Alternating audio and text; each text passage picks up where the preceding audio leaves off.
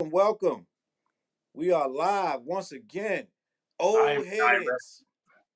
What'd you say, Dale? Live and direct. Live and direct. Old heads only. Episode 5. I know it say episode 4, but I'm gonna change that because I realized after the fact, I'm like, wait, this is episode 5. We did this the 5th episode of Old Heads Only. How you feel, Dale? Yeah, getting comfortable with it. I'm Getting our joining. view. All right. How can you hear me? Yep. I can hear you. So long as we can hear each other, that's the first thing that matters. Episode 5, Old Heads Only. Let me see if we live on my page, because if we ain't live, then it don't even matter. Nobody can hear us. We got comments already. Oh, boom, boom, boom. So if y'all want to comment, just I'll put y'all on the screen. And we'll go from there. Salute to those that's watching us again, returning with us. We had a lot of people saying they enjoy the content. There was a lot of people saying that they rocking with what we doing. So Dale, that's enough motivation for us, right? Yeah, keep going. So listen. I ain't got nothing else better to do. Salute. Old heads unite. Yo, I keep getting asked how old you gotta be to be an old head. In the hip hop realm of things, I think like late 30s probably old head in hip hop terms. Yeah. But you know it's funny, right? So late 30s, somebody's perspective in their 30s won't even be as deep as ours though. Yeah, I know.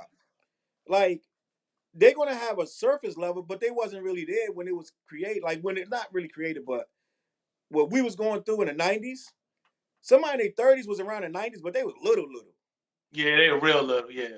Like, let me see. Like, so if I'm even late 30s, like, yeah, you can, because a lot of stuff I talk about, I had to go back and I wasn't listening to like a lot of Grandmaster Flash and Furious 5. I was around, but stuff before them like Coco La Rock and all that, I wasn't listening to that. You know what I'm saying? Yeah. So, but I feel like Cool Herc. I don't know nothing about no Cool Herc for real. You know what I'm saying? Well, it's not that we not old enough to know about them. It's that we are from D.C., Washington, D.C. Now, if we from New York, we probably would have heard all that shit. But no, we can only get what we can get living in D.C. But according to them, right, hip hop started in around 73. So yeah, I didn't really get into it like that until around time Sugar Hill came in. Right. That was about 79. Yeah. So that's my mother had the record. Sugar Hill? Yeah, she had the record. Yeah, everybody got into after Sugar Hill came, everybody got the record. So I was like, yo, it's people that could say stuff that I don't know, that we don't know. You know what I'm saying? Yeah, that's true. If we get some older DJs or older heads from New York, they're gonna have more knowledge about it than we do. Cause I was getting mixtapes and stuff, and we had, what was that, WOL down in DC that was showing, that was playing the hip hop stuff and things like that. Salute Vic in the building. So listen, I think that old heads is relative to the stuff you want to know. Cause I went back and listened to a lot of stuff that was before my time.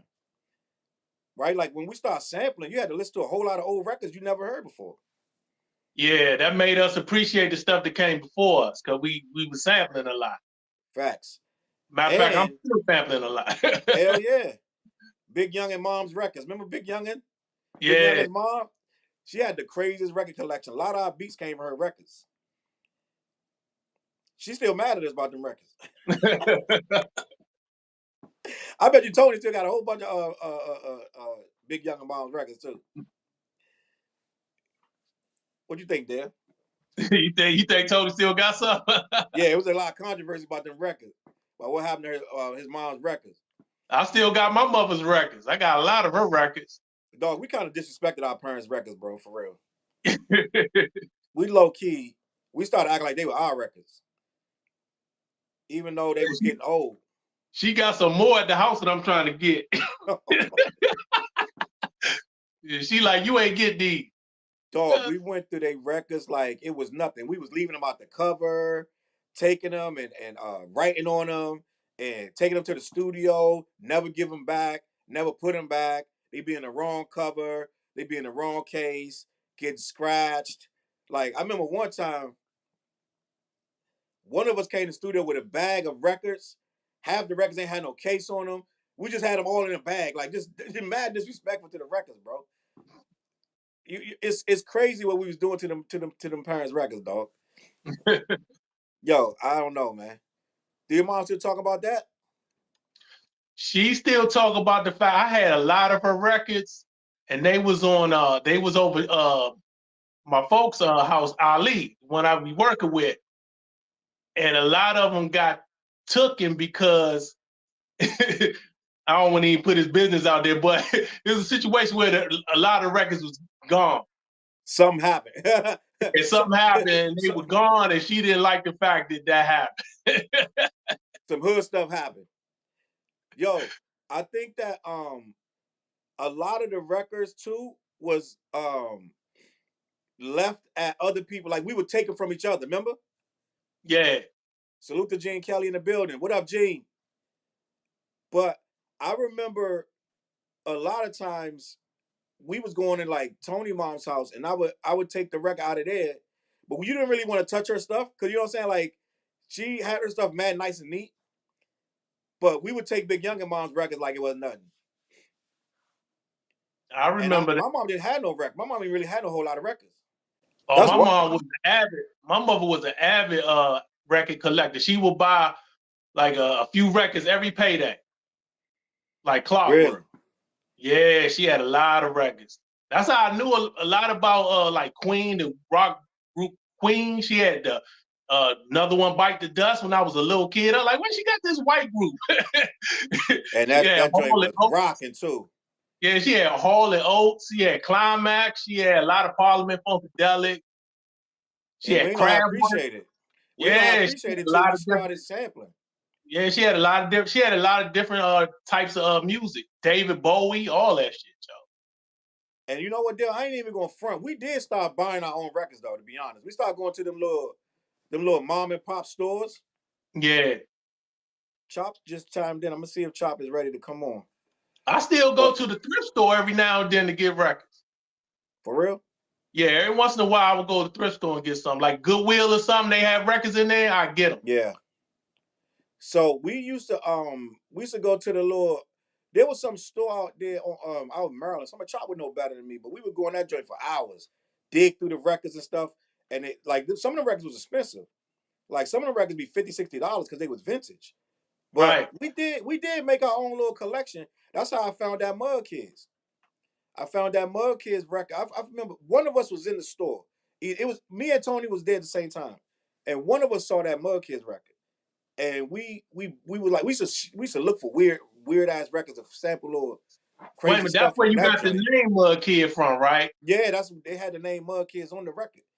But what was the name of the group? What was the name of the band or whatever? Good ass. I always forget this. This is something I should remember the rest of my life, because we named ourselves after that. So one of their songs was called Mud Kids. Yes. Okay. So let me see. I remember hearing that song. That y'all got it from? Well, yeah. We got it. I can't even remember. I'm gonna tell you right now, but it was like see, now when I search Mud Kids, they don't only stuff come up is our stuff in the other Mud Kid group. The dudes from Indiana, right? Yeah, I gotta remember the original joint. I can't remember the name of it, dog. I'm like embarrassed right now. But that Mud Kids record is one of the records we bought with our own, you know, like when we was like starting to crate dig. Let me see if I can get Chop in here. Chop, you in there? We're gonna have Chop tonight, gang. Let me see if I can see if he's in there. I can hear you, Chop. I don't know, look like the video not working. I'm on my phone now. Well, we might just have to roll with you with your voice then. That'll work. That's cool. Can you hear Chop there? Yeah, I can hear Chop. Chop the Butcher. DJ What's Chop going on, y'all? What's popping? I guess he's gonna go through audio tonight.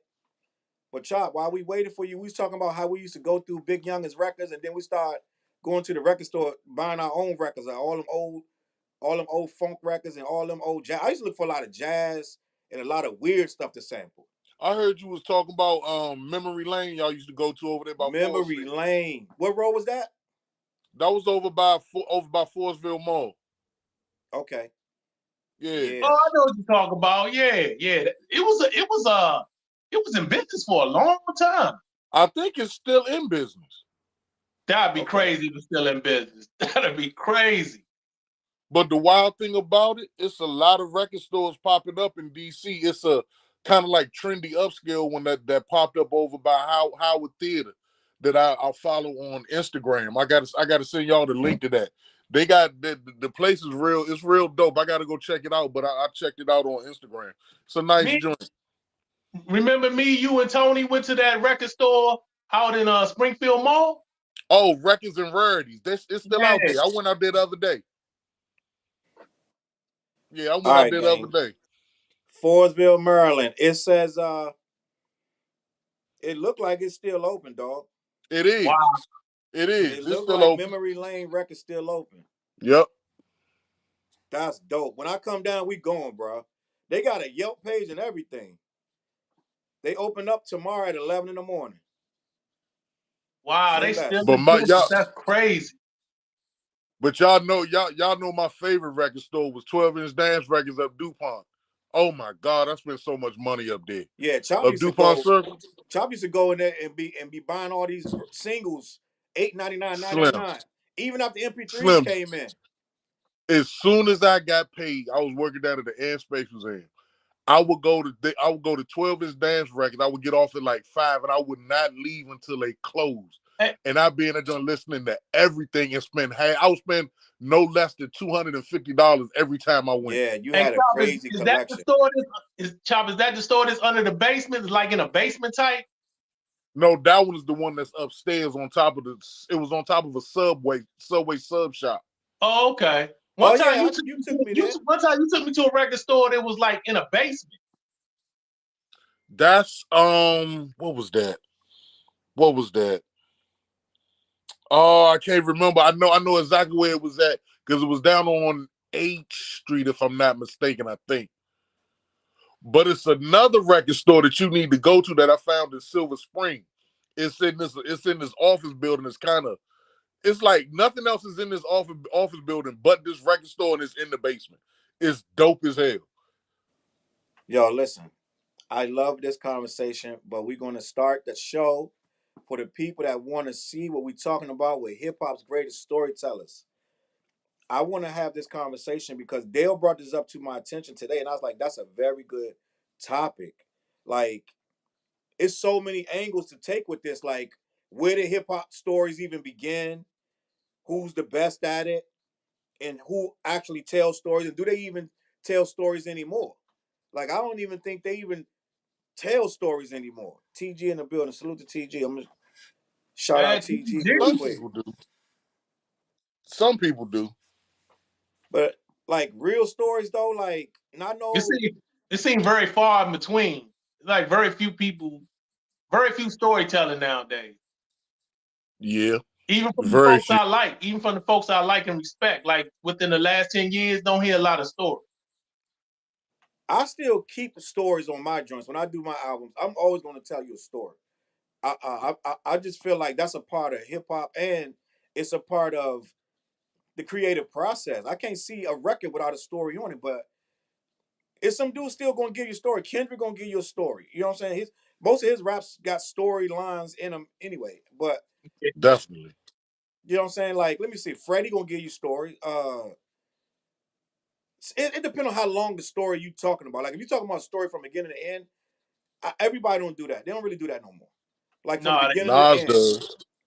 Nas still do it. Nas still do it. So I googled storytellers and rap, and I'm going to talk about that. Let me see what's in the comments real quick. CJ, I'm saying that wrong. CJ, he said, "Hey there, da da da da." A collaboration. We can get through that. That's on Twitch. All right. Anyway, so listen, I pulled up a list, right, of I believe it's what they're saying in Google, 20 of the best storytellers in hip hop, and I'm gonna read it out, and This could be we're it. gonna see if they all or if any of them have the criteria. Then I want to break it down to who's the number one storyteller in hip hop. It's gonna be interesting. All right, so here's the list: Ghostface Killer, Yeah. Notorious B.I.G. Yeah. Arguably, Big is one of the best storytellers. Dude only got 2 albums, and he's one of the best storytellers I've ever heard. One of the best. One of the best, bro. And if he would have lived, it would be a problem. His catalog would be ridiculous. So Ghostface tells some of the greatest stories too. Ghostface, Notorious B.I.G. Eminem tells some great stories, bro. Eminem, Ice Cube, Yeah, definitely. Q-Ho albums used to be complete. Every song was a damn story. That's when you had to know how to tell a story to even be a good rapper. Immortal Technique. I don't know his music enough to say. Okay. I've listened to a couple of his stuff, but not a lot of his stuff. I believe I've heard some of his stories, and they weren't. I'm not saying they was bad or good. I'm not as familiar with Immortal Technique as I should be. I apologize. All right, Scarface, definitely one of the greatest ever storytellers. Even when he talking about that nasty, he can tell you a nasty story about some chicks. Oh yeah. Take your what do you say? Take your tongue and slide it across my. Hold up. Let me keep it moving. Kendrick Lamar, Nas, Slick Rick. Tupac was a great storyteller. He was. Tupac was a great storyteller, and I'm starting to believe Tupac might have been the best rapper ever, bro. I'm just saying. Not saying lyrically skill. I'm not talking about that. I'm talking about the impact of what he did with his music. He'd take the same song somebody else would do and make it super like international. He just was a big rapper. DMX was a great storyteller, which I think. Yes, he was. I agree. Lupe Fiasco's on this list. Yeah. He on my list. Dope. Yeah. He on my list. Lil Wayne is a great storyteller. He got a couple songs he told. Yeah. I don't think of him as a storyteller, but I'll take y'all word for it. Wayne has some good stories. Wait, you know what? Chop, give me some examples of Lil Wayne stories. Because I can't think of none. Shoot. What was that joint? Not Mrs. Card. Dang, what was the one on the Carter 3? Salute Mike Mountain in the building. Oh man. He got some good stories. He told some stories. That joint, I'm hold about on. to tell you, I don't recall him doing a lot of stories. I've listened to a lot of I don't. The joint when he was talking about the joint he did with Robin Thicke where he was talking about when the levees broke. Oh, okay. That's a good story. That was a good one. That was a real good one. Yeah, I mean, you can't be considered a GOAT if you can't tell the stories. You can't tell a story. Let me keep it moving. Outkast. You can't be in that list with just 1 or 2 stories. Yeah, I know. Well, you know what? You're absolutely right. And that's the only one that I can think of. We need a real Wayne fan but... then. We need a real Lil Wayne fan then to come and tell us his stories, because I've heard a lot of his music now. I must admit I didn't listen to his last 2 albums. So maybe the stories are on there, but the albums I've heard, he don't really tell stories. No, but if we got to get to his last 2 albums to hear some stories, you know what I'm saying? Yeah, we got a problem. Yeah, if we gotta go to his last 2 albums, it's a problem. So he either on there or he not. And we seem to be on the boat. But I'm gonna give him the benefit because I can't say he's not. You know what I'm saying? All right, I'm gonna keep it moving. Outkast, definitely, both of them combined. Yeah, some of the best stories ever. Especially on. I agree. And they held their own with Slick Rick on their record. All the storytellers, part 1, 2, 3, and 4. Facts. TG said 2 Chainz. 2 Chainz is a hell of a rapper. He do tell some stories. He tells some stories. He does. He tells some stories. Warren G. It was a clear dark night. You got to give him that just off that. Just for that song. Just for that one song. Yeah. Just for that one song, though. I don't know, Joe. I got Warren G first 2 albums, and it ain't that much storytelling, Joe. he got more than that one song, but that song tells a story so complete, and it's one of the greatest. Dog, like you can play that in any hip hop party, the whole party gonna know the whole song. Yeah, but we giving him one of the greatest storytellers with like 1 or 2 stories. I mean, with just one song. I think y'all wilding, bro. I think he got more What are than one we doing here, man? Hey Slim, you cannot give him one of the great storytellers on one song. You One or can't do two, that. Yo, he got one or two stories, and we give them one of the greatest storytellers. Come on, man. We gotta stop this. I agree with Dave. I Hold agree up, with Joe. Dave. Hold up, Joe. Warren G. Let me see what his. Now we gotta. We gotta figure this out, bro. Because I know Warren G got more than one story song. I want to hear this list because I got a feeling one in particular I got in mind is not going to be on that list, and he should be. Who? Master Ace. Well, let him finish the list. No, Master Ace has to be on there. Yeah. TG said MC8. He's right. MC8 did tell he some tells stories. dope stories. MC8 Yeah, told some of the Drive greatest by Miss stories. Daisy. Drive by Miss Daisy. Oh, shit. Yo, listen. Classic. MC8. Classic. MC8. Yeah, Miss that's a classic Daisy's story. in the kitchen. All right, Good hold up. chicken. Now I start clicking. So hold up. He got Warren G got so many ways. Ain't that a story? Do you I don't remember see? that one. Do you see what I see? Was that a I story? remember that one. We got to put a pin in Warren G. I remember that song, but I don't remember it being a story. I could be wrong. That wasn't no story. I don't think that was a story neither. Because I got Warren G's first 2 albums. Okay. So you know what? I'm going to give y'all the benefit of the doubt. I'm going to do some research on Warren G. And we're going to put a pin in that. I'm going to come back to Warren G. I'm going to give y'all a benefit of the doubt. I can't add Warren G. I got to regulate. Wrong. I could be wrong, but you just don't come to mind. I'm going to go back in there. I mean, I'm just going by the list. The list said Warren G, so I just went by the list. And who else on here? Most Def. For Miss Fat Boy? Most Def got a bunch of stories, dog. Okay, now I'm thinking about it. He does. So I think that's a pretty solid list. Dale, what's up with your list?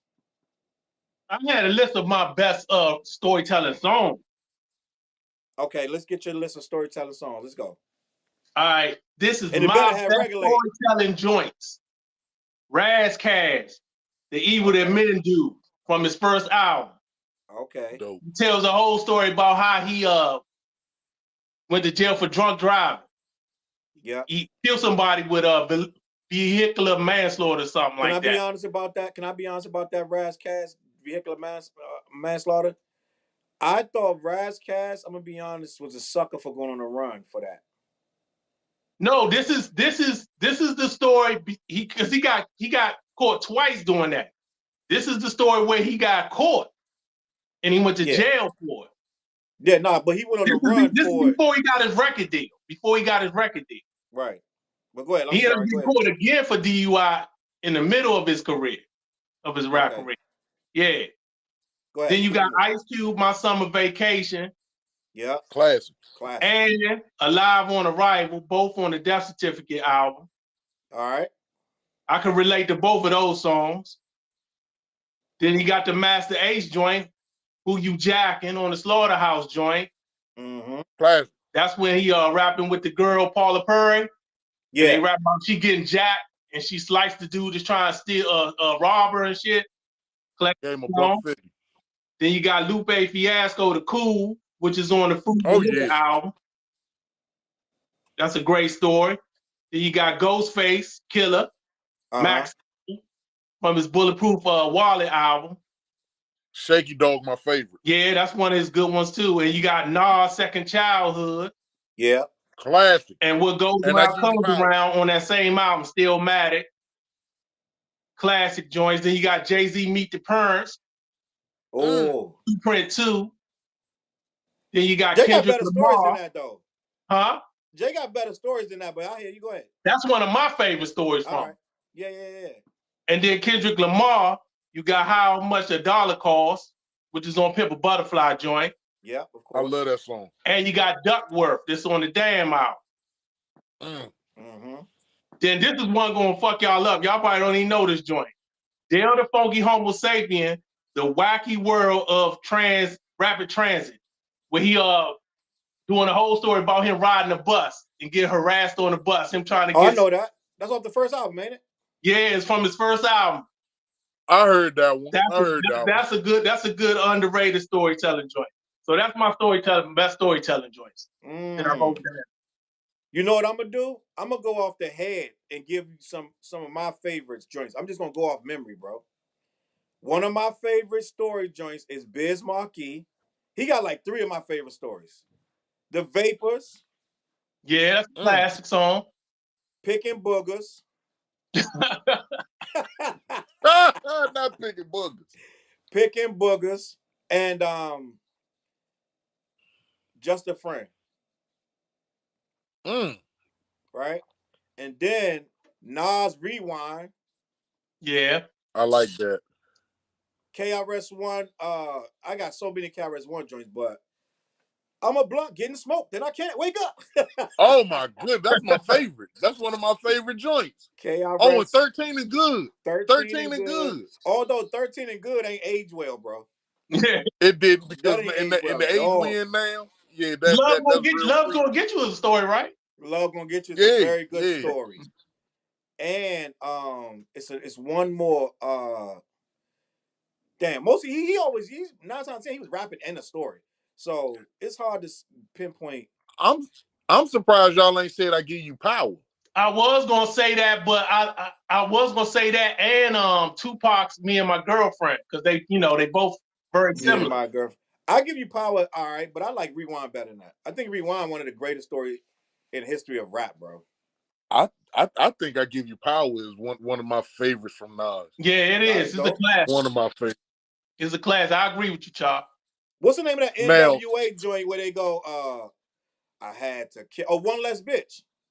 Yeah, One Less Bitch I gotta worry about. One That's Less my Bitch. joint. One Less Bitch, one of my joints. And then say NWA Gangsta is a hell of a story, Joe.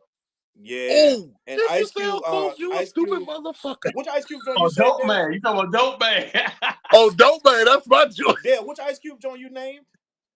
The NWA joint, Gangsta Gang. You talking about Ice Cube solo? You named the Ice Cube solo joint. Yeah, it was My Summer Vacation and Alive on Rival. All right, I'm gonna say Ice Cube, Horny Little Devil, Can't Catch a Nut. Horny Little Devil. Horny Little Devil, Ice Cube. And let me see. Oh my God, I got so many, bro. I'm gonna go ahead and do Common, the joint where they broke into his house. Oh, that's a great one. Great Is it story. like it's a 3-part? I need the name of that. Yeah, it's a 3-parter. Yeah. The what? It's a 3-part. It's a 3-parter. Yeah, dog. That's one of the greatest stories in hip hop. That Common, is that on Water for Chocolate? No, that's on One Day It All Makes Sense. One Day It All Makes Sense. Them 3 parts of that joint, the whole story, when it comes back around, it's his man that's with him that robbed him. You know what I'm talking about? Yeah, the whole song is about somebody broke in his house while he was on tour. His man was helping him look for him and everything. And his man was the one that robbed him. Yeah, Joe. TG said J. Cole last albums with an S. J. Cole has some great stories, especially the album before this one. The one where it was kind of like trappish a little bit. It was like an album or 2 back. He had a bunch. The whole thing was like a story. Almost the whole album was like a story. What's the name of what's the last albums there? Or Chop? J. Cole last album. J. Cole last album was Off Season, right? No, it was what was Season. It? Oh, yeah, it was. It was Off Season. It was Off That's Season. the one I'm talking about. I had to think about it. I think that's the one I'm talking about. But now see. Oh, I got another one. MC Light. The Poor Georgie. Yeah. Class. And then the one before Poor Georgie. The one where but I'm gonna leave it at Poor Georgie because she got like 3 joints. The joint keep trying to show you, Chop. If you get your video on there, it is what it is. But I think I got to turn my phone around. I'm not sure. Don't worry about it. Just leave it. Just leave it like that. It'd be like a black space. It'd be like, that nigga black as shit.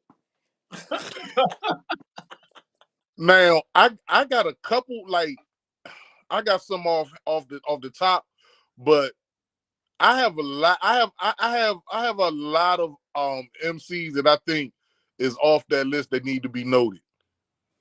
Okay. One, who did I say before? Master Ace. Master Ace. Ice-T need to be on that list. Yep. Devin the Dude need to be on that list. Yep. Because Devin always telling stories. And my favorite album from him is Waiting to Inhale. That's my favorite album from him. Okay. Matter of fact, I think every song on that album is a story, if I'm not mistaken. Oh, Chop, hold on, Ice-T, Chop. Devin, Did you give access to the camera? You got to look down and look below, and it'll be a camera. If it's a red line through it, that means you. No, ain't no red line through it. Okay, go ahead. Keep on. Keep going. Yeah. Devin the Dude, Master Ace. You already said Scarface. Oh man, it was two more that I had in mind. Oh my goodness, Scarface. It'll pop in my head.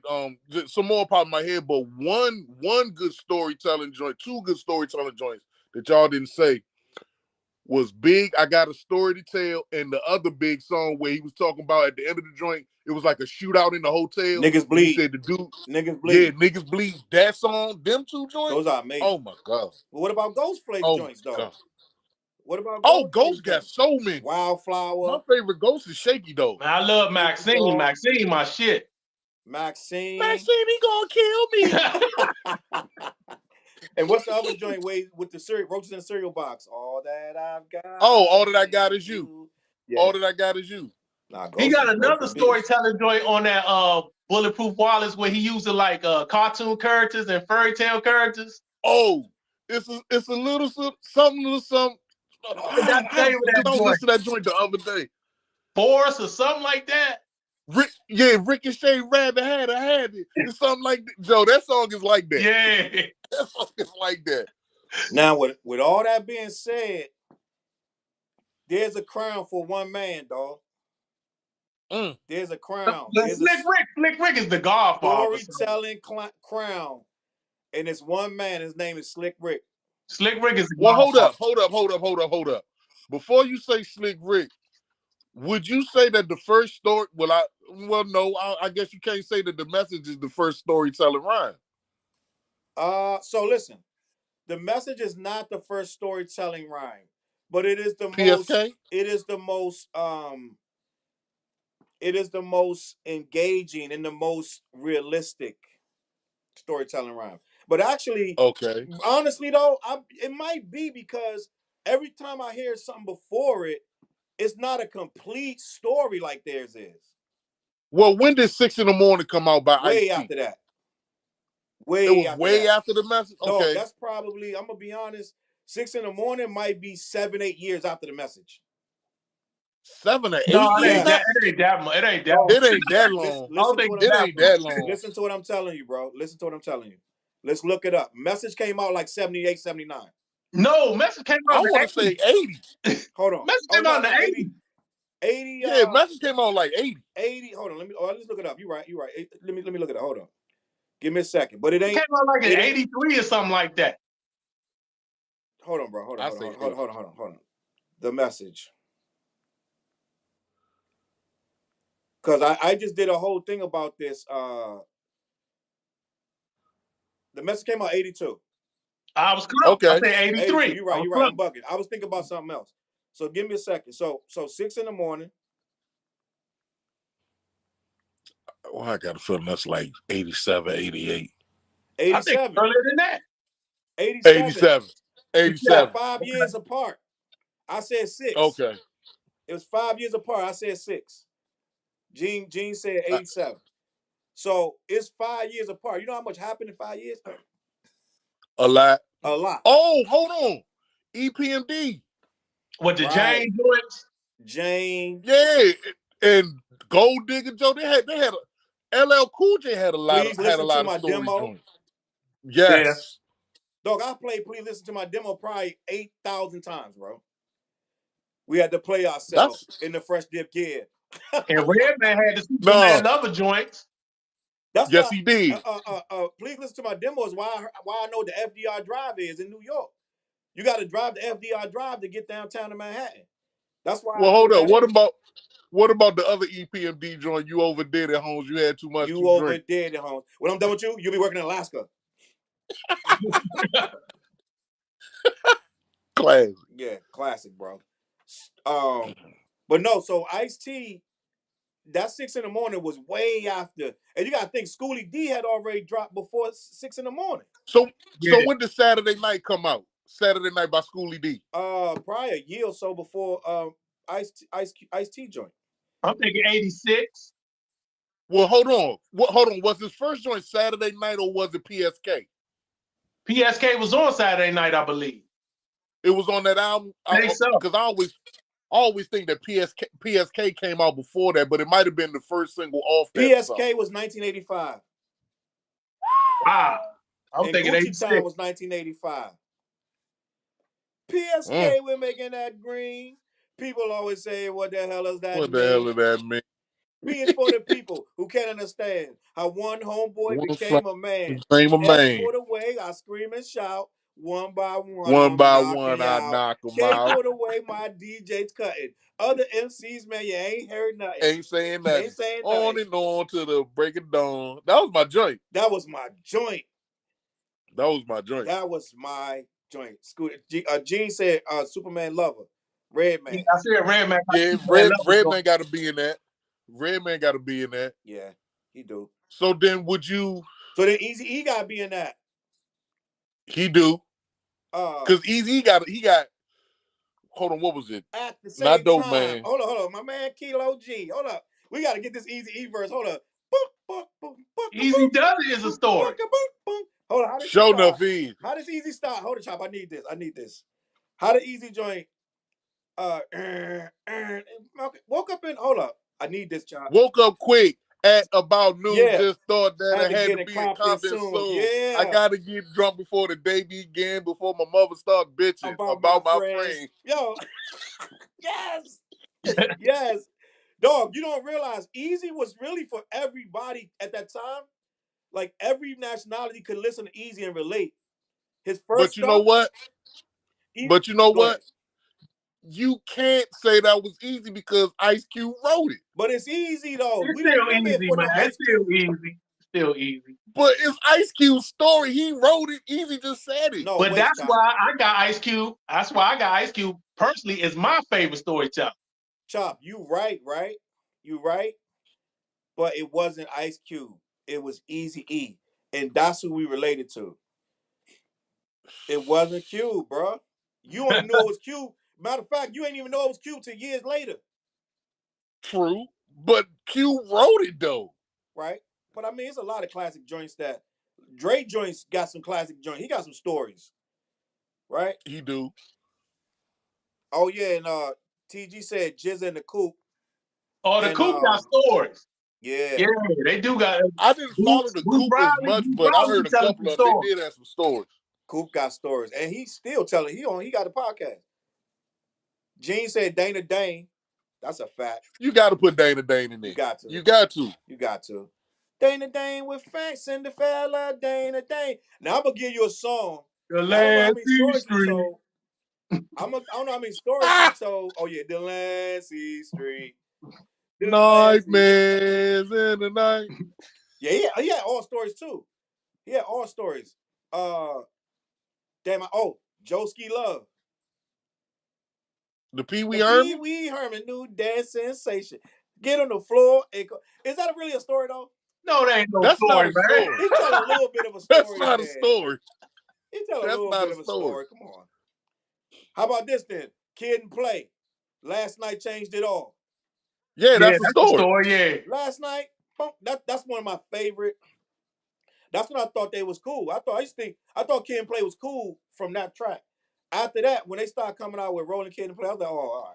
That was the very first song I heard from Kid and Play. Huh? I said that was the very first song I heard from Kid and Play. That was the very first. Rolling with Kid and Play. No, Last Night changed it all. Last night. That was my joint. It was that was my joint. It was like midnight, and I was listening to that joint by myself I listened to the radio, WOL, and that Kid and Play, because that's when you used to record with your tape. So you would record it and try to listen to it later. Man, that joint came on. That joint blew my mind. I was like, these the coolest dudes I ever heard in my life. I was like, that's crazy. He said, my man called up. My man, he said, called up, see what Playboy's doing. Do me a favor, help me get skis. He said, all right, kid, I'm gonna do this for you. Make sure I get a piece. Get a piece. Get a He piece gave me too. the sign. He I gave me the gave him the sign. I cue. gave him the cue. Yeah, yo, Pick listen. me up in his BMW. Dog, that was crazy. Did you watch his interview on Vlad TV? I'm sorry, Ooh. Play. Nah. You have to watch Kid and Play interview. Like, yo, they did so much that you forgot that we never even knew. They was heavy. They was on tour with NWA. Everybody we thought was hard, Kid and Play was on tour with them. Yeah, I know. I saw that interview on Matt Hoffa. Yeah, they had both of them on Matt Hoffa. Yeah, both of them. They had to have Kid and Play because they couldn't get insurance for the shows without him.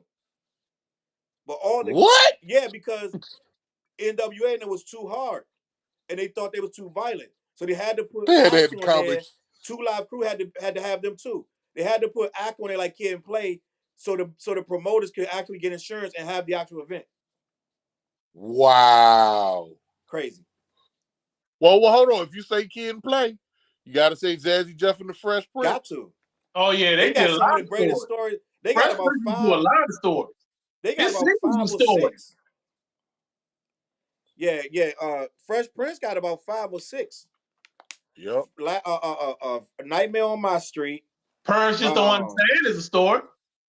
Huh? Parents Just Don't Understand is a story. Probably that's a story. Probably one of the first, most cohesive comedic stories in hip hop. To be honest, I would agree. Parents Just Don't Understand. That's like 86. That's early. No. That's a little later. About 88, I think. Yeah, that was 88, 88, 89. Yeah. Gene said Kool Moe D. Of course. Wild Wild West. Used to live downtown. He said DJ Quick tonight. Oh yeah, he got stories too. He got funny stories though. Yeah, him and Too Short got funny stories, funny like sex stories and shit. Yeah, they do. Too Short. Gotta have Too Short. Gotta have Too Short. Greatest storytellers to ever do it, bro. One of the greatest to ever do it, bro. These are the tales, the freaky tales. These are the tales that I tell so well. Yeah, nah, it was crazy. Too Short was crazy. That was dope. I feel like did Apache tell a lot of stories? He didn't tell a lot of stories, did he? He only got about 1 or 2. Oh, you talking about Apache that did Gangsta Bitch? Tretch. Naughty by Nature got about 5 joints. Ghetto Bastard. What was it? Ghetto Bastard. It was another one on that album that I'm trying to remember. Latifah. OPP. UNITY. I don't know if OPP. I was gonna say OPP is a story, but it's like 3 little scenarios. But it's like a story. But it's still telling the story. It's still telling the story. Latifah, UNITY.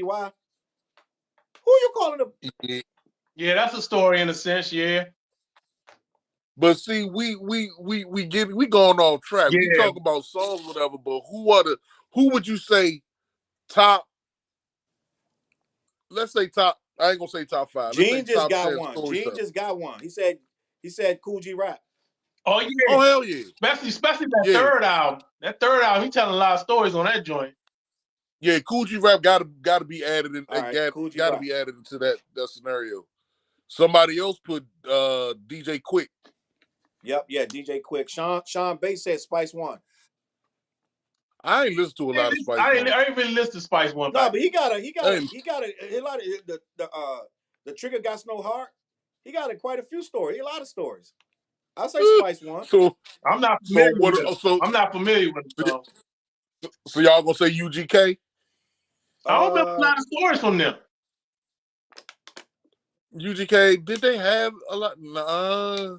I think they did. I didn't listen to everything. I don't recall. I got their first, I got their second and third. I don't remember too many stories. What about E40? I didn't listen to E40. I didn't listen. I listened to like 2 albums from E40. He had a couple stories. Okay, what about King T? King T could tell some stories. King T told a lot of stories. Yeah. King T definitely. One of my favorite albums of all time, the Trifling album. Yes. I got stories for you. Problems. What was me? I'm having problems. Went to Carville to get a milkshake. Tribe. Yeah. Yeah. Holding the pistol at Santa Claus joint. Yeah, but that's Daylight. That's Daylight. That's what I'm saying. Millie pulled. Yeah, Millie pulled a pistol on Santa Claus. Yeah. I like that. Tribe got a good 6-7 story joints. Easy.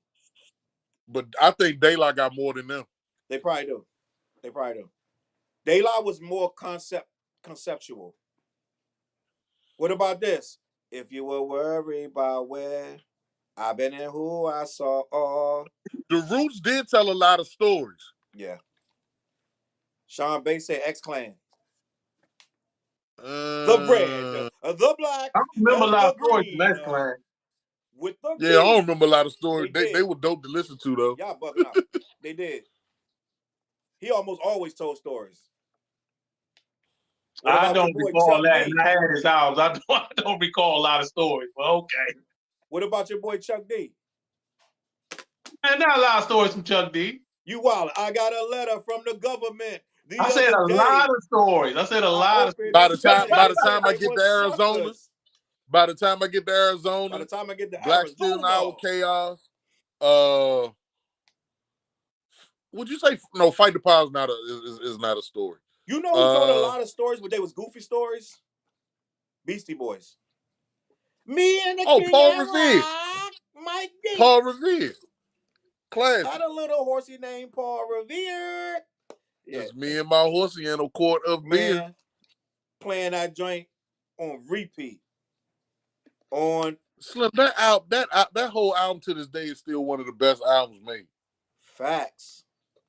Let me see, bro. All right, so we're gonna move on because I think we hit a bunch of stories. LL had a bunch of stories. Run DMC had a bunch of stories. But LL was right for Run DMC. P Rock and CL Smooth. Yes. That's arguably the greatest story. Y'all just naming people, and I'm like, I don't remember all these stories for these folks, Joe. But no, we're not saying they're the greatest. We just talking memory lane type shit. We're not saying he's the greatest, but this is right now. You say a lot of stories. I'd be like, I only been like 1 or 2 for these folks. Well, okay. No, but no, hold up, Dale, hold up. Your boy, P Rock, almost exclusively wrote as he was telling stories. His rhymes are like stories, bro. He was always talking to you about some like real life stuff. It always seemed like stories. You talking about P Rock or CL Smooth? I'm sorry, CL Smooth, not P Rock, non-rapping ass. I'm talking only story I remember for CL Smooth is Can You Reminisce? I don't remember no other stories. And I listen to P Rock CL Smooth. He got other stories. There, you got to brush up. No, I listened to him, and I listened to him recently. He's not a lot of stories. Okay, all right. I got to go back listen to their catalog too. Then I got to go back listen to their catalog. You know who used to tell those stories? Smooth B. I want to get blooded, my brother. Do you have another? Smooth B. Them Bama's did have some stories. Smooth, Nice and Smooth. Nice and Smooth had stories, bro. But it was mostly Smooth. They were funny stories. Oh, I left hold my on, Philly at Gangstar. Home. Do you have another? Gangstar. Just to get a rep. Oh man, Gangstar. Just to get a rep. Stories. Yeah, Guru Gangstar had a lot. They had All for the Cash. That was a story. Just to get a rep. All for the Cash. The Rep Grows Bigger, I think, was a story too. The Rep Grows Bigger. Now I'm getting a brain fart because I just listened to their catalog the other day. They don't have a lot of stories though. They got some, but not a lot. TG said Heavy D. One thing about I listened to a little bit of Heavy D, but not a lot. So the thing with Heavy D, I did listen to Heavy D. I'm not gonna lie, he does have a couple stories, but All right, so it's like by the time Heavy D came along, I was in the other stuff. We was in the more harder stuff than Heavy D. Well, We respected him though. He can rhyme. Yeah, he had some good songs. He was entertainment. Heavy D's music was like, let me see, comparable to right now. Heavy D was the Rod Wave of that time, like low key, like not even because he was even more for commercial at the time. Heavy D was commercial. He wanted. He like, I'm out here to make money. I'm not try to get hard. Huh? I said he was, but then he tried to get hard at some point in time. I remember he did a song with 8 Ball and Big Pun. Yeah. The 90s was a wild time, bro. And it became at a moment, though, to be honest, everybody had to try to be hard at one point. At one point, the 90s got so crazy. Like, around that time after Kwame fell off and Onyx came in with Throw Your Guns, Black Moon and all that, at one point, you wasn't even getting on. Nobody wasn't even playing your stuff if it wasn't hard. At one point, it was a prerequisite that it had to be. Like, stuff was sneaking, like Ski-Lo and little stuff. But at the end of the day, it had to be grimy. Huh? It had to be grimy and hard. Everybody wants to be grimy. Yeah. So at one point I can't blame dudes, man. At one point, even our stuff changed because we was more backpack hip hop. Then we got on some like, you know what I'm saying? We started to get edge to us and we started doing street songs and like it just got a little more. Everything took a turn, bro. That's like who got hard? I know Hammer tried to get hard. Like he was hard in the streets. He went to Death Row. His music wasn't hard. When he went to Death Row? Yeah. Bumps in a bump. I try to forget that stuff, but okay. We like the girls with the pumps in a bump. Pumps in a bump. Did you buy pumps in a bump? You know what I saw today? But who would? Before we talk about storytelling, who's the greatest at it of all time is I saw Steezo video it was on Twitter. Somebody put Steezo. And what is my turn? Huh? Yeah, my turn. Which still bang to this day. Yes, it does. Still bang to this day. That's one of the most sampled beats ever. And yeah, this dude had on low key, literally had on hammer pants dancing. Yeah. You know that was back in the yeah, that was back in the day when New Edition came out and they wore the Muslim pants and stuff with the If It Isn't Love. Yeah, that was the style back then. But we gave Hammer all kind of shit for it. His pants was too damn big. You know he passed away not too long ago, right? Who? Steezo passed away like 2 or 3 years ago. Oh yeah, I know. I thought you said Hammer. Yeah, no, I know Steezo passed away. I grabbed his new album, the album that he made before he passed. Oh, I didn't even know he made an album. Actually, I think I did know that. So, bro, listen. Storytelling now, like Skyzoo still tells stories. Yeah, he does. Yeah. Yes. That whole last album is pretty much a story. The joint where he got inspiration from the Snowfall joint. Yeah. Oh yeah. That whole album is a story. That's pretty much a story. The whole album. That album is dope as hell too. But let me ask you a question: as hip hop progresses, have we outgrown the stories? No. Do we need the story? Because it seems like we just said earlier, they're not really telling them no more. And it's still rolling. Hip hop's still going. So Me personally, I guess I guess it don't need it then. No, personally, I think we need it for the simple fact. For the simple fact, you like our stuff. You can go back and listen to the stories that we told back then. Some of it might have been juvenile, some of it might have been crazy. But then as you get older, you start to progress and you start to see things in a different light. I think that's what people need to see and need to hear nowadays. The growth in the rappers from back then to what it is now, because eventually they're gonna end up in the same path for real. Yeah. You can't just talk about parties all the time and shit. Like you have kids, you get older, stuff happens in your family, shit get real, and you got to display your growth in music. If you don't, you just can't be stuck in one mode of music all the time, just talking about the same shit. Facts. You'll get stagnated. Facts. Do you think they not doing stories nowadays because it's not an easy thing to do? I mean, writing a story with a lot of detail is not easy to do. I think now they just going after the bag. They lazy. They just doing whatever they make money. They lazy, Dale.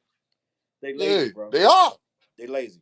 And salute. The TG said Elzai, and he said Royce the 5'9". Royce the 5'9", yes. Yeah, Royce tell a lot of stories recently, yeah. I think Dale, and I'm gonna be honest with you, bro. It's a lot of, and I've been knowing this since the late 90s, early 2000s. A lot of people gravitate to hip hop for the wrong stuff. Meaning, like, they gravitate to it. They might be young, like they young, somebody that's like, let's say they 10, 15 years younger than me. And they start listening to hip hop. Oh, they like this artist, da da da. They get into the game because they start liking, for lack of a better artist, Soulja Boy or whoever. Like, you know what I'm saying? Or I'm not even gonna put this on Soulja Boy. I'm gonna go even deeper than that. Let's say somebody that like Redman. You came in the game and you started liking Redman off the rip, right? So you start liking Redman, and then you start liking artists similar to Redman. You start liking a lot of like East Coast Bullyfoot stuff, da da da, whatever, right? And that's all you really on. So once you're only on that, and you're not taking in the tribes in the day line, you're not taking in all this other stuff, and especially I feel like people that don't live the hip hop life. And what I mean by that is me, you, Dale, me, you, Tony, Juan, all of us, we'll mob up and go to shows. We'll mob up and go down Howard Homecoming. We'll mob up and go to the hip hop conferences, mingle with other rappers. We would go to, what's the thing down at, did I say Howard Homecoming down at we would go down there. We would go to different record stores, try to put our records in there. We would go down there and meet with people in front of there. We would go to breakdance and things and dance. We would live that lifestyle. You know what I'm saying? We would frequent stores that sold clothing. We would meet at record shops. It's just a certain thing. And when you're not involved in none of that, all you're thinking about is the music. So when all you know about this is just the music and how the beat's supposed to be and the punchlines, you start only looking for that little thing that you can gravitate to of how was the bars, how was the beat.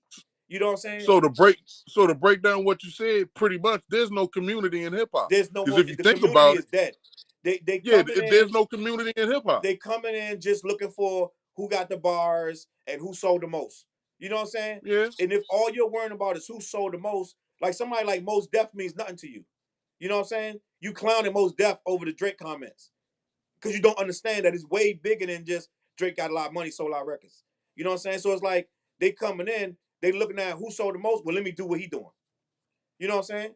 So it's like it's really different because they're not getting a full view of this thing, and they don't understand it.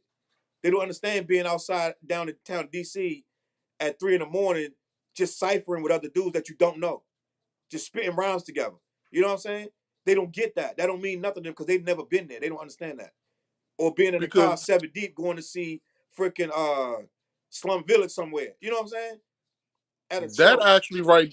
All of that you said just pretty much made, if you think about it, it just made us knowledgeable about other stuff that was going on in our cities, and rap wise and hip hop wise, not just with the rap, but with everything, the DJing, the producing, and everything. And it's like now, it's pretty much like, okay, let me be one of the biggest dudes in my city, so when I step into a club, I can ask for this much or do this. It's like it's no coming together. And if you do come together, you got to pay a dude just to, all right, I'm charging this much for the rap on your song to get my bars. Right. Like, come on. Back then, we would just get on other people's shit just because we fuck with them. Yeah. And it's also like it's a laziness where you can do some mediocre stuff and they'll still run with it. You know what I'm saying? Back then you had to be a little more creative. And yeah, stuff slipped through and stuff. You still had whack stuff, but you had to be creative, bro. And think of some really, really intricate stuff or better stuff to get your stuff heard, because it was so much stuff trying to flood that they had more, but the gatekeepers was strong back then. Now there's no gatekeepers. You can just, which is better or worse, it don't matter. I don't know if that's better or worse, but you can just make a song right now. Curse. Yeah. Y'all can make a song tonight, throw it up, and then I can put it worldwide, and that joint could be trash. But it doesn't. There's nothing to stop it. No one can. You know what I'm saying? No one can say it's trash. It's just it is what it is, and that's the curse. So they ain't got to make no. Dog. They was. I want to say 10, 12 years ago. They started bragging about doing songs in 20 minutes. They were like, we do a song in 15 minutes and go to the next. That ain't no brag. That's nothing to brag about to me. It ain't nothing to brag about. Then everybody was bragging about they didn't write no rhymes down. They didn't type no rhymes down. They just go straight off the head. Off the head. Ain't nothing to brag about. Sound like you started doing that and had to stop. What'd you say, Dale? It sounds like you need to write some shit down. Yeah, write that shit down. You said you need to write some shit down. And for a while, Nas was doing that where he was going off the head. And that's when his music, some of his stuff was suffering. And some of the worst time of Nas's career, to me, when he started to slip and started going down, was when he was going off the head. I don't know if y'all remember that. Nas would go in the studio, just rap off the head. They would take the best parts and then put the song together. I never heard of that one. Yeah, I ain't heard of that neither. That's around that Nostradamus era. Nas was like, yeah, I don't even write down no more. But he stopped doing that. But he was like, for a while. I wasn't a big fan of that album. Huh? I wasn't a big fan of Nostradamus album. I like that album. But, I mean, it had some joints on there. And you know how you'd be like, I ain't like that album. But then you go back and be joints on there. Yeah, I like some joints on there. But overall, it's not a good album. Yeah. So it's like they don't need to push themselves because there's nobody pushing them. Like, I'm going to be honest, bro, and it's no disrespect to NBA YoungBoy, but when you can crank out 10 albums in one, like, you know what I'm saying? He put out 10 albums in a year. What? Like 10 albums? You don't know that because you don't listen to him. But his fans, every time they turn around, it's because he's on house arrest. So he putting out 10, 15 albums like in a year, dog. Like, it's crazy. Like, how different can that sound? Every time you drop an album, you're supposed to be in a different space. You know what I'm saying? Wait. And I be thinking, I think Griselda and Currency be putting out too much stuff at a time.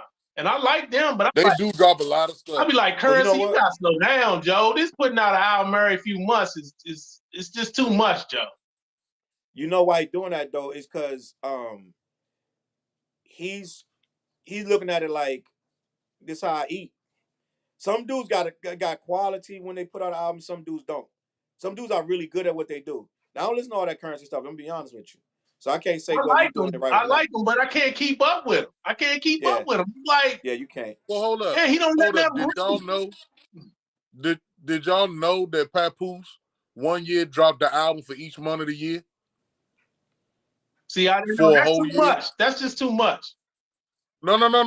I got all of them because he named the albums the month that it came out, January 1st. Oh, yeah, the concept with it. Each month was a new album, and it was like, I want to say between 7 to 10 songs each album. Slim. Pap is a monster, Joe. See, I didn't even know. I've heard something about that, but I never really. I got all of them. Pap is a monster. Right Joe. now, streaming is crazy. So the more you put out, they say as an artist, you should be doing no less than four songs a month anyway. Like, you should be doing a song a week, just dropping them. They like, don't even wait on albums no more. Because the streaming. But this is the thing. Well, that's different if you're putting out Lucy's. If you're just putting out a few songs every now and then, you know what I'm saying, on a frequent basis. But you talking about whole albums, like, yeah. But no, this is my thing. Why do we stop formulating, like taking our time with these songs to actually make them, you know what I'm saying, make them good and worth something? It's like, okay, all right, I just laid the 16 for this, go ahead and put it out. No, that first version might not be what could rock. I got so many songs that I had to go back and listen to, and I was like, damn, I'm glad I didn't put that out. You know what I'm saying? Like, you can do a song, it don't mean it should be dropped. You might feel different about it in 1 week than it do today. You know what I'm saying? Exactly. And that's why a lot of these albums lack, because there's no cohesiveness with them. It's just songs put on an album. That's it. They don't go with nothing. They don't put you in a mood.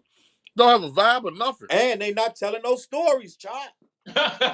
And they not telling no stories. Dog. They not.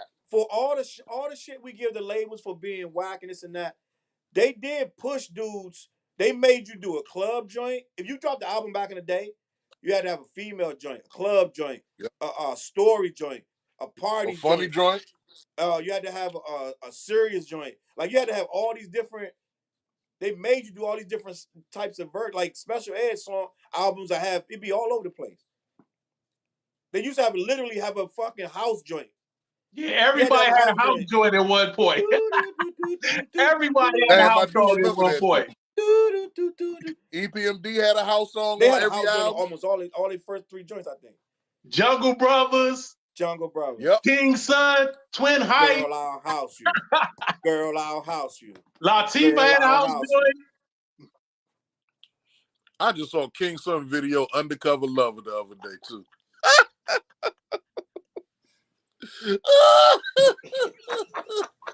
That video, Slim. Go look at that video, Joe. That Joe dated like shit. Undercover Lover. Yeah. Yo, we used to love stuff like I ain't never really. So King Son, really, I wasn't into King Son like that. I didn't think it was whack though, but I like this house song. Yeah, he had a house song. I'm about to lose control. Oh yeah, that's when rappers could make house songs. They had some huge house songs back in the day. Do it to the crowd. Remember, do it to the crowd. Twin Hype. Oh yeah, not do it to the crowd. Twin Hype. Don't keep me waiting. Do it to the crowd. My house, dog. Go back and listen to Latifah's first album. She got some bangers on there. Give me body. Wrath of My the remix that 45 King did for Latifah. Yeah, she got a house joint too. Smacker, dog. Smacker. Go back, listen to that first Latifah, that Wrath of My Madness with that 45 King remix. Shoot, your boy Special Ed had a house song. Yeah. Dog, you know what? We should do, you know what the conversation we should do real quick? Producers back in the day that we thought was really, really dope. That nobody talks about now. Like Mark the 45 King, Sam Sever. Yeah. Ooh. Sam Sever was one of the dope. White boys I too. forgot about Sam Sever. White boys produced for Third Base. The whole album bang. That first Third Base joint is a classic. Classic. Yes. It irritates me when people say it ain't, that don't know what they're talking about. That production was nasty on there, Joe. That production was nasty. It was. But a lot of dudes you know one group of producers that opened my eyes was what was the producers for on Master A Slaughterhouse, the Blues Brothers? Yeah. Oh my God. There's not one whack song on that Slaughterhouse album, Joe. Yeah, Howie T was a good producer too. He used to do Chub Rock and Special Ed. Howie T had hits. Howie T had hits. Hitman Howie T. Herbie Love Bug. Herbie had a lot of joints. This is called him a beat biter though. This is called Herbie Love Bug beat biter. Herbie was Puffy before Puffy, Joe. Yeah, he definitely was. He was. I'm sure Puffy imitated him and wanted to be like him, because he was doing it. He don't get enough credit in the hip hop. No, he don't. He don't. He brought us about 7, 8 bona fide superstars in hip hop. Yeah, Kid Pepper, Sweet Tea, Chub Rock. Chub Rock. He was the first one with a whole house. I'm talking about Herbie Love. My bad. Herbie Love Bug. Herbie was the first one to have a full house. He brought out Kwame. Yep. Well, Kwame did a lot of production with him too. Yeah. Who else we got? Damn, they did Cube Joint. Bomb Squad. Oh, you talking about the Bomb Squad. Bomb Squad to me. Third Jinx from the West Coast. He did Death Certificate. Only thing about Bomb Squad, Death Certificate. Bomb Squad make bangers, but they specific for the person that they made them for. Because Ice Cube joints bang, but I couldn't see me rapping the Bomb Squad beats. They did Public Enemy joints. They did all Public Enemy joints. Everything for Public Enemy fit perfect for Chuck D. Everything with Ice Cube fit perfect for Ice Cube. But you know who I thought? No, go ahead. No, but you can't see just anybody rapping over them beats. Like If you put just regular spitters on them beats, they wouldn't even sound right. A lot of them Public Enemy They beats, would. they really specific. They were tailor-made beats. But you know, one group of producers, I swear to God, don't get the shine they're supposed to, and that's the Beat Nuts. Oh yeah, Beat Nuts has some shit. The Beat Nuts, Slim, they first I give them their first 3 albums. They gave you a banger every summer for like 3 years straight. They did. Beat Nuts Oh is my fire. God.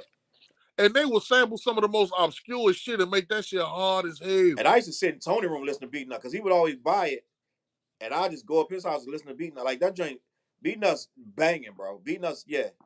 Beat Nuts was dope. Who else we got? Of course, you got Premier. Primo, yeah. Battle Cat. Battle Cat was dope. Sir Jinx and Battle Cat on the West Coast. Yeah. Yeah. And then you got to say DJ Quick too. Yeah, DJ Quick had some joints too. What's them dudes? Who's MC's producer? DJ Slip and DJ Unknown used to do Con the Most Wanted shit. They was nice. Yeah, DJ Slip. DJ Slip and DJ Unknown used to do Con the Most Wanted shit. I bet you. What about Africa Islam? Never seen this. A sucker punk hung up by his penis. What about Africa Islam? Go ahead, Challz. What about Africa Islam? Oh, from Jungle Brothers? No, that was Baby Bam. Was that Baby Bam that did? No, Africa Islam did Ice-T beats. Africa Islam was rocking the jams, and on the other side of town was a kid named Flash, Patterson and Millbrook Projects, Casanova all over. You couldn't stop it. The 9 Live Crew. I can go on. But no, Ice-T producer Africa Islam. Yeah, he was dope because a lot of people they don't give Ice-T his props. Slim, Power, OG Original Gangster, right, and the Iceberg tapes or something like that. Them 3 albums. I bought all them Ice-T joints, but I always thought Ice-T was a little sloppy. But I liked his stuff, but I was like, he's not one of the tightest rappers. He was like a little choppy, but I still liked his stuff even though he was choppy. You know what I mean? It was better rappers than Ice-T. Let's be honest. To me, well, I was a big Ice-T fan. I was like, Slim, he couldn't do no wrong with me. He couldn't, because the way that he rapped fit the beats that he had, and the whole concept of his albums. I can see, because it was a cross between pimp talk, rapping, and gangsta. Well, and gangsta music. It was like a combination of those 3, and I can see why he rhymed like that.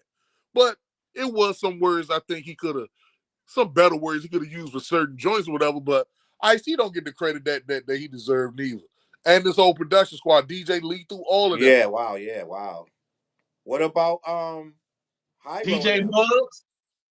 Oh, of course. Muggs. Did all the Muggs, they jokes. He used to make some shit. House of Pain. House of Pain.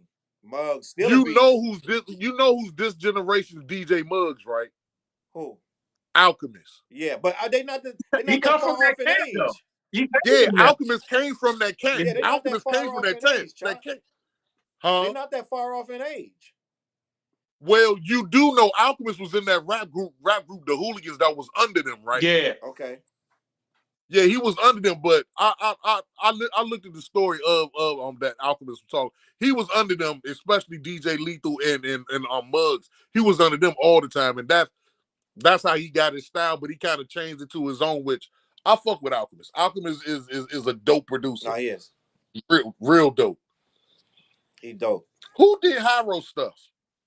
They did a lot of their own stuff. They did a lot of their own stuff. They did their own production. A+ do a lot of the beats. Domino, the dude named Domino did some of their stuff. Domino did I remember most of their Domino. beats. I remember Domino. Domino did most of their beats. And A+ used to do a lot of their beats too. Who was Scott Storch was rocking with Dre for a minute. Scott Storch started with the Roots. Right. Now who did Ghetto Boys beats? Joe Beto. Okay. Joe Beto, I saw an interview with Scarface was talking about him. and I did on his tiny desk joint, and I didn't know that Joe Beetle was a white guy. And Wow. it was another white guy that did some of that stuff too, to be rolling with Kanye now. Yeah, I know you're talking about. I can't remember his name. His name like right on the edge. I can't think of it and shit. He been rocking with Kanye since like the graduation, like. White guy? Yeah, he used to do he used to do Ghetto Boy stuff back in the day. Oh, I forgot his fucking name. His name is Mike. Mike Dean. Mike Dean. Yeah. Mike Dean. Mike Dean. Yeah, he had some dope beats. What about your Mike boy? Dean was dope as hell too. Ninth Wonder. You know what? Don't do it. I'm about to be biased right now. Don't do it, Chop. I fuck with Ninth Wonder, but I'm feeling some kind of way because I don't like how he did Lil Brother. Slow down, Chop. You don't know what happened, Chop. Stop. I saw the story. I saw the documentary. You saw their documentary. You don't know what he did. What he do, right. Chop? What he do? What I got from the documentary, because he had got so big as far as with the beats and everything, he felt like he should have been Little Brother getting paid when he wasn't there at the shows. He wasn't there at all. And it got to the point where Ninth Wonder got so large, the promoters was like, we need all three. Y'all can't get paid unless Knife is here. And Knife was doing beats for Jay and shit and doing all kinds. Joe, they said after the minstrel show, yeah, they said Ninth Wonder didn't do a lot of them beats. No, he didn't. So, quick question. So, what channel is the documentary on? Because I haven't seen it. It's on YouTube. It's on YouTube. It's on YouTube. All right. Yeah, it's like an hour and some change. It's because they had a screening of it and everything. Joe, that documentary is dope. Send it to me. Y'all gotta watch. Have y'all seen that Black Sheep documentary? No. That I'm trying to see. I haven't seen that yet. That's on one of the streaming channels. I think it's on like Peacock or Hulu or some shit. I gotta check that out. I saw that joint. Who was LL's producer? It was He was working with DJ Pooh. He's working with Pooh, but nah, he had a couple. Rick Rubin at first. It was Rick Rubin at first. Then Marley Marl.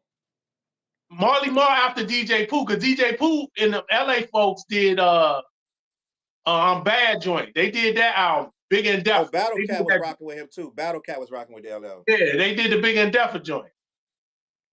Okay. He has some bodies. He has some other producers too. Yeah, Trackmasters later on. Yeah, that was later on. Trackmasters. And then Puffy had your boy. Who was Puffy? Then your boy, what's my man name? That had the Juice Crew. Marley Marl. Didn't Marley Marl do a lot of stuff? Yeah, I just said that. Oh, okay. Who was Marley Marl did Mama Said Knock You Out. Who was 50 producer? Shaw Double XL? I mean XL Shaw XL Money or something? Shaw Money. That was 50's producer. I think so. Tip did a lot of production for a lot of people. Yeah, he did. Tip did a lot of production for a whole lot of people. And the reason we got Mobb Deep as it is because Tip. And you know the reason we got Megan Thee Stallion is because of Q-Tip too, right? No, how's that? It's a story on YouTube where Q-Tip, matter of fact, Q-Tip said he was telling the story on Math Hoffa. Yeah, I remember that. Yeah, he did say he at the time he was trying to bring Megan Thee Stallion into it, a lot of people was like, nah, we can't do nothing with her. But he ended up getting her in though. Wow. But you know what it is? Yep. Some people they be good. They be just really, really dope. Raw talent. That's just like what's your boy? Well, I ain't gonna say she was dope raw talent, but T.I. brought in this girl, Iggy Azalea. Sometimes they see something in you and they run with it, but that's not the only story. It's like a bunch of stories where they saw raw talent, but then the person, once they get in the game, they shine them up and make them into whatever. You know what I'm saying? Like Megan probably was like raw. Nicki was raw talent. You know what I'm saying? Remy was raw talent. Then they saw something in him, and they like it'll be a straight up hip hop dude bringing them to somebody. Like Eminem, they was bringing them. It was real hip hop heads. Razzcast telling people, "Yo, you got to see the white boy." You know what I'm saying? Like telling other artists, "Yo, You gotta see this white kid. Like, that's what people don't understand when they talk about Eminem. They don't really understand the story that almost every rapper in hip hop was telling other rappers, you gotta see this white boy. You see what I'm saying? When they try to say, you don't belong in the culture, da da da. It was heads in the Redman and different people saying, yo, this dude's nice. Right? That's what they don't understand when they try to take it, when they try to take away what this man accomplished. He got cosigns from almost every rapper in the game. You know what I'm saying? They don't understand that people get cosigns, then they blow up, and then it's like, oh, you're a vulture. Like, no, nigga, they asked for this dude to be here. You know what I'm saying? It's weird. And to this day, Eminem's best songs to me is I Don't Give a Fuck and Still Don't Give a Fuck. Still Don't Give a Fuck. He spazzed out on that joint. Yeah. Did you see what's trending today? What? That he lost to Lotto. Like, if you go on what? If you go on Instagram and Twitter, they have footage of the original battle when he was shooting 8 Mile. The black dude before the dude that he killed. One of the first dudes he beat. I fucked with him. He was dope. They was always saying that he lost to him, but they pull up the footage of him rapping. It's from the movie, but it's like behind the scenes, and it's like Eminem lost to this dude, so now it's a whole debate right now. So it's funny. You gotta go see it. But Just Blaze, Yeah. One of my favorite, one of my top 5. Jay Dilla, Yep. Top 5. Mad Lib, Dope. Yep. No ID. I used to want No ID to produce me, boy. Slim. Oh my do you God. know that majority of the albums that have won Grammys or whatever, No ID hands has been on it? He did No ID did that. He did most of Killer Mike joint. But he also did most of that Logic album that got big. I really fucked that album, Everybody. I fucks with that album heavy. That album is one of my favorites. That Michael, that Logic, that Rhapsody album. His hands is on a lot of top albums that have got critical acclaim. Yeah. Yeah. Hit Boy. Oh, Hit Boy. Hey, did you know Hit Boy did an album with La Russell, right? Mm-mm. My boy La Russell from the Bay Area. Oh, I fucks with him. Yes. And RZA go without saying. RZA. Oh yeah, definitely. Go without saying Neptunes, Pharrell. It go without saying Pete Rock. It go without saying Timberland. Even though I don't like Pete Rock funny style ways now on social media. I wish some of these dudes never got social media, bro. I can't look at him the same. I can't take him serious no more. I follow Pete Rock, but I don't see much funny style stuff you was talking about. Because he don't do it every day, but when he does it, it's like, come on, Pete, you serious, bro? Like, come on, dog. Some of the stuff Pete Rock be saying be weird, bro. But anyway. Got Havoc back in the day, did a lot of production too. Yeah. Yes, sir. Yes, sir. Yeah. And who was doing the beats for Slum Village? Jay Dilla. Jay Dilla. And then later on, I think it was Black Milk. Black Milk is another good producer too. Oh, yeah. Mm-hmm. TG said Hit Boy new joint. Have you heard that? What the joint Hit Boy got? He got another album coming out with Hit Boy and Alchemist again. Oh, that's dope. Who Rhapsody. you just talk about? You said he did a joint with some dude from the Bay. Who was that now? La Russell, the dude that he built the pergola in his backyard, and every time he has a concert, he sells tickets when he have a concert in his back, and he sells out every time. How's the album? Yeah. Him. Have you listened to the album? How is it? It's like 7 or 8 songs. It's all right. Oh, okay. It's all right. It ain't his best work, but it's all right. Wow. So listen, we're gonna wrap this up, but I feel like storytelling will never return like it used to. I think let me see. TG said Jay Dilla and Black Milk. Then he said that's his latest. He's talking about the joint I was just talking about. But I feel like storytelling is gone forever, and we're losing hip hop as what it was, bro, because they making so much money without doing anything extra. It's like if you can go to the gym and work on your legs and arms and not do nothing else and still be Diesel all around. You know what I'm saying? Like, still have your abs cut, still have your shoulders big, and all you did was work on your arm and legs. You know what I'm saying? Then you're not going to do nothing else. They don't have to because they're making money without it. And it's a shame on these execs and a shame on these producers and a shame on the consumer letting these guys put these mediocre albums out, and no matter what the age is, because I've seen some of these guys regress, and I'm just gonna be honest, bro. Busta regressed with that last album. Oh, that last album was terrible, Joe. Busta Rhymes regressed. Yeah, it wasn't good. He regressed. It wasn't that good. It wasn't that good. And I like the joint with him and Coi Leray over the J beat. I ain't like. Oh, ain't no nigga joint. I like the video. I liked it, but I ain't like that shit. I like it. That joint was like most old heads refused to like that. Like it was the consensus on Twitter was that it was trash and Busta messed up the song. Old heads was not feeling that joint at all. I was going at it with old heads. I'm like, man, just it's because they did. Oh, he didn't change the sample. I'm like, you're not supposed to change the sample. It's a paying homage joint. Joe, that song would have blew up if it was her and Drake doing that same shit. Yeah. That joint would have blew the fuck up, Joe. But I concur. Yeah, Busta regressed. Like he tried. This is what I hate to see. A dude of his cloth. Because the Extinction Level 2 joint was banging. Oh, that joint was good. That joint banging. Yeah, that joint damn near classic. Yeah, that joint real good. And then he came with this joint. Actually, no, what's the last joint name of this joint? It's called Blockbuster. Yeah. The cover was awful. Yeah. It was just awful. And I'm like, yo. Well, he only had 2 producers, Timbaland and Pharrell. 2 out of touch niggas. Joe, you think if he got them 2 there, it would have sounded much better than that, though? No, because listen, you got to think.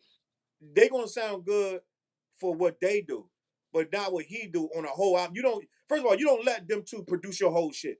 Not saying they bad or good. They just, their sound is too big.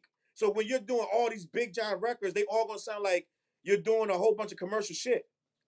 It's only one producer I would love to hear a whole album from that Busta he gets his hits from, and that's Knots. Yeah, Knots. Him and Knots is a good fucking combination. Knots is producer. Knots is a very Knots make banging. Yeah, man, look.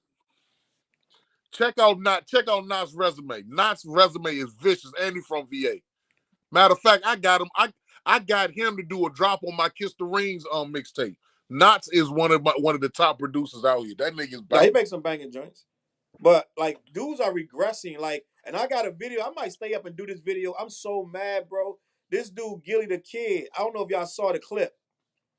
He was mad about I just saw it, right?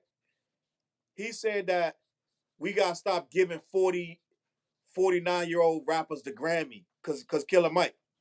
He said, what's up with these young boys?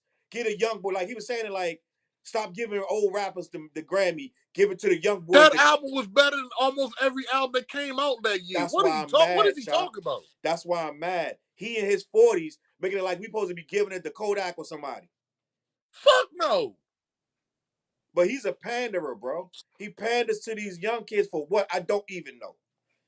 If anything, so he's just trying to build up his podcast. Yeah. But look, if anything, with Killer Mike winning that Grammy, that should tell them youngins to get off the pot or piss. Do something good and stop doing this dumb shit. And he told stories. Yeah, pretty much. And it was his most personal album. Stories. It was his most personal album. He was vulnerable on that joint. So listen, bro. But hold on. You know what's crazy about that Killer Mike joint, that Michael joint? Like a few podcasts that I listen to, rap podcasts that I respect their opinion, they don't like that joint. I don't understand how you don't like that album. Like who, Dale? Like who? Like I listen to the Rap Roundtable, they don't really like the joint, and I listen to According to Hip Hop, they don't really care for it, and they from down south. I mean, they like what? It's like I don't get it.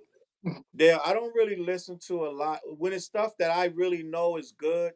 And I know some of these podcast dudes, dog, they got agendas and they got like certain stuff behind the scenes that they have to say. Like, I don't listen to them, dog, like for stuff like that. When you need real opinion, when you need surface level bullshit, yeah. But I think that like when it comes to music, I can't let a lot. First of all, so like for instance, like somebody like DJ Academics or somebody like that, they so out of touch with what hip hop really supposed to be about. They just looking at numbers and da-da-da. They're going to go with the wave.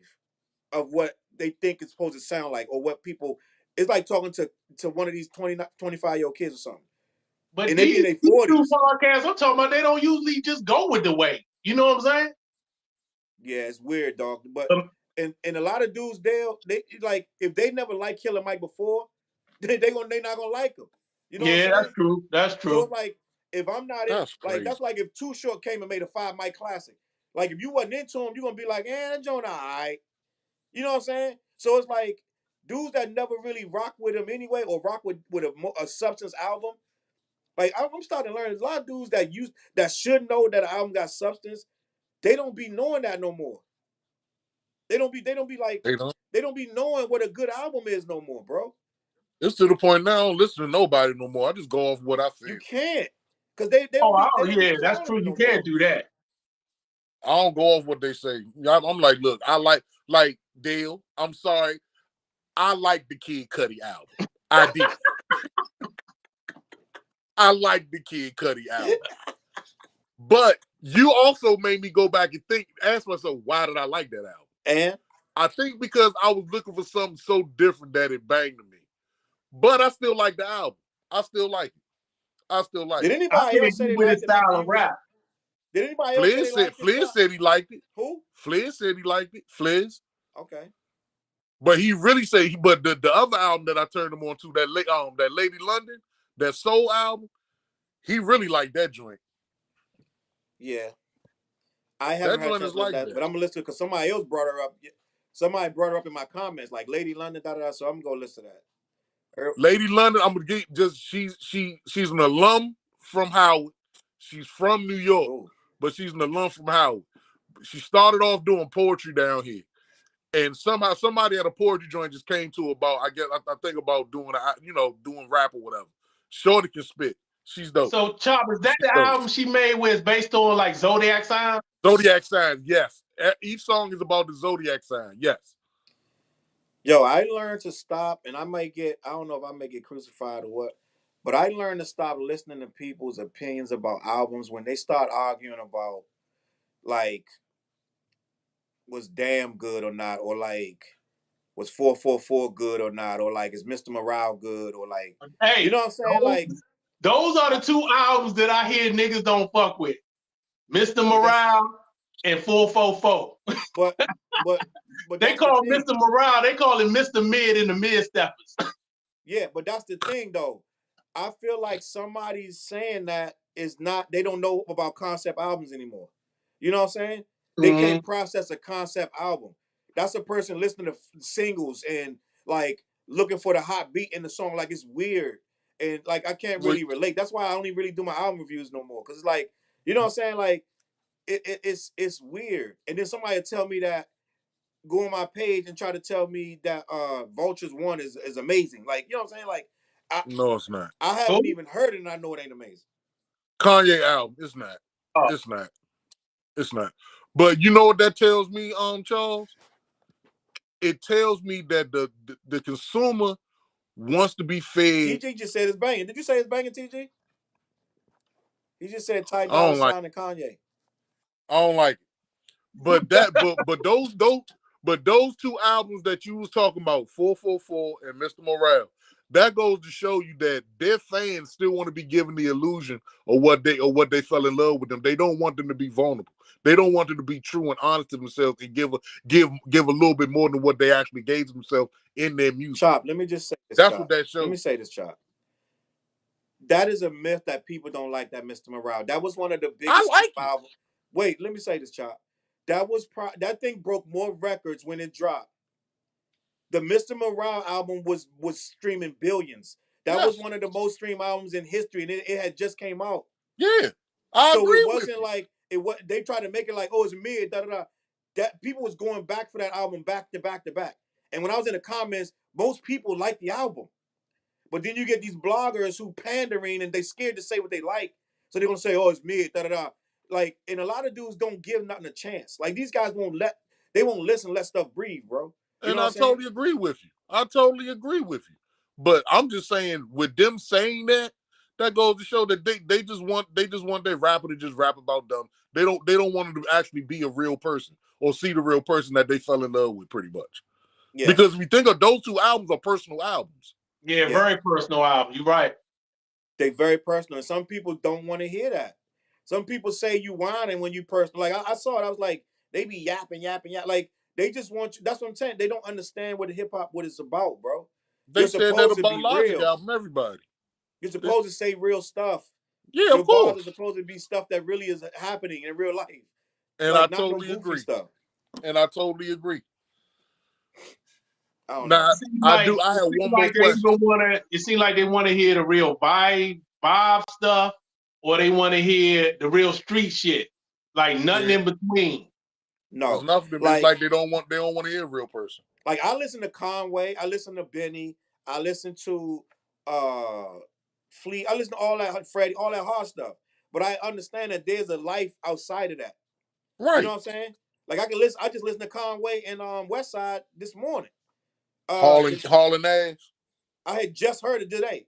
Hauling ass too. Yeah, hauling ass too. Conway was nasty on that than he ever like. He right now he going harder than he ever went ever. He's going way harder. He going harder than he ever went. He's going way harder. The more you try to say I shouldn't do this, I'm gonna get worse, sir. Yep. And I applaud him. And I applaud him. And not for nothing, I'm gonna be honest. I think Benny kind of lightening up a little bit. Benny not being Benny no more. He going in a different direction. He growing up a little bit, and it's kind of it's like we gotta see where it goes. Which you like the last album, bro. The last album too. Because I'm like, how much coke and how many niggas you gonna shoot? I'm saying, yeah, you can tell those stories all day long, but I know. But we've seen our favorite artists make the mistake of trying to get out of their lane. Like Pusha never gets up. He never gets out of his lane. He know coke, drugs is what he rap about. And that's what he gonna stay with. Yeah. So tell me this. So what would y'all say is y'all number one storyteller then? Slick Rick. Personally. Y'all Slick Rick is the Godfather, but he's not my favorite personally. But who's your number one? Who's y'all number one? I got Cube and Nas. They my favorite storyteller. Dale? I mean, Challz? So I'm gonna have to say Slick Rick.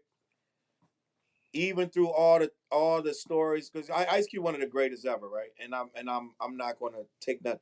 Cube probably is the best storyteller when it comes to it, but I'm gonna say Cube's stories are very in the ghetto. And Slick Rick could make a story about anything. You know what I'm saying? He's talking about Little Indian Girl. You know what I'm saying? So it's like Cube, like I think Slick Rick has a much more broad storytelling capability, and he's less afraid. But Cube Jones be having that social commentary though. It ain't all straight ghetto. It does. Yeah. But Slick Rick can do social commentary and still make it entertaining and come out of that and go do something else the same way. Yeah, he can do girl joints too. I like his girl joints the best. Like I shouldn't have done it. Yeah, it was the moment I feared. Mona Lisa, men have named you. Hey, my top one is a tie between Ghost and Big. Biggie make remarkable stories, bro. That's the tie between Ghost and Big to me.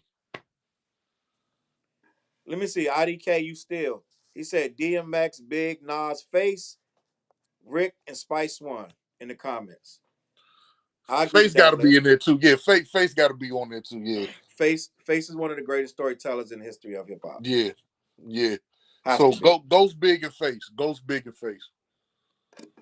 Yeah. So I say I get it. Ice Cube ain't no joke, bro. But I'm gonna be honest, I would say Slick Rick stories have held up longer than Cube's to me. Because I can go back and listen to Slick Rick stuff, and I'm dancing and singing along with it. I'm like, yo, this shit is fire. Yeah, the great adventures of Slick Rick has held up better. It held up way better than anybody. A lot of these recent rappers. Anybody's stories. Cube stuff is mad specific, And you got to really be in a real mood for that. Like, you know what I'm saying? Like, and I ain't taking nothing away from Q. Q stuff is excellent. And it is what it is. But you got to be like in a hard-ass frame of mind, like, Speak yeah, for Joe. yourself. Yeah. And it's just like, it's a whole thing. But, yo, listen, we're going to get out of here. We're going to wrap it up. Speak for yourself. Anything y'all want to add before we get out of here? Tell more stories, man. Be you know, give more of yourself than just this delusional shit about you in the club and shit. Come on, let's keep this shit interesting and good and one night. Fuck. I like to give a recommendation for an album folks might not be up on. They probably should get. His album came out last year in the fall. Mick Jenkins, The Patience. Ooh, yes. That's a good ass album. That was one of my favorite albums of last year. So people ain't up on it, they should get that joint, listen to it. All right, I'm gonna listen to that, Dale. Yes. Just because you said that. That album is banging. I'm gonna listen to that. Yes. Check the comments down there. Coming of age. IDK want to know if coming of age count as a story. Jay-Z. You talking about the joint with Jay and That's definitely a story.